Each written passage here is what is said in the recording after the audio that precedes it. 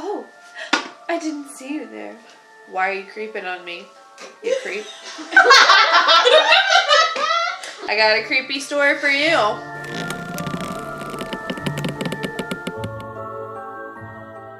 Welcome to Spooky, Scary, Stupid Stories with Megan, because I love Halloween and spooky things, and I give myself nightmares listening to and reading the things that I love. So now I'm going to share my scary things with you.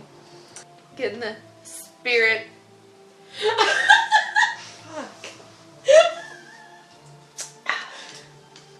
One night, a teenage boy and his girlfriend headed to their local lover's lane so they could spend some quality time alone together. The girl was a little bit afraid because on that day she'd heard over the radio. Yes, the radio. People still listen to the radio. Her car was older and it was used, so it still only had radio and tape player. That's how old that car was. No CD player. No auxiliary cord. No Bluetooth. That's the real scary part. But no. So they heard over the radio in their car. Then she'd overheard a man who'd been released from a local insane asylum known as The Hook. His hand had been mangled in an accident, and he'd replaced it with a tiny hand.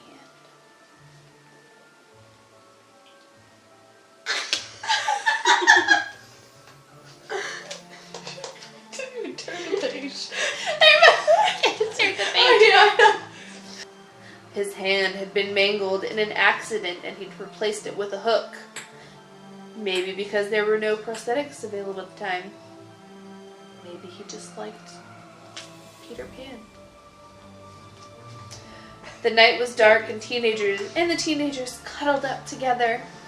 Another announcement was made over the radio to warn people about the hook and to stay vigilant. And the young girl pulled away from the boy, scared, asking if they could go home. Just then, the car started to shake, and the doors rattled. The teens peered outside, but couldn't see anyone outside. It was too dark. The car shook vigorously once again. Once more, and the boy decided it was time to leave, so they sped away. On the way home from their date, the couple stopped off at a late-night diner for some coffee and chicken. Sorry, who stops at a diner for coffee and chicken? It was like, Yeah. and it was nighttime. I guess they're teenagers. Yeah, that's true. They can survive that shit.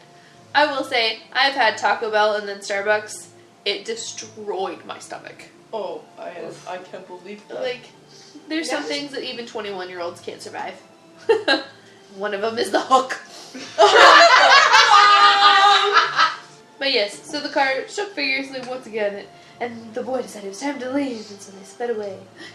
On the way home from their date, the couple stopped off at a late-night diner for some coffee and chicken.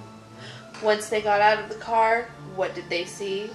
Long scratches down the side of the car, and a hook struck in the handle of the car door.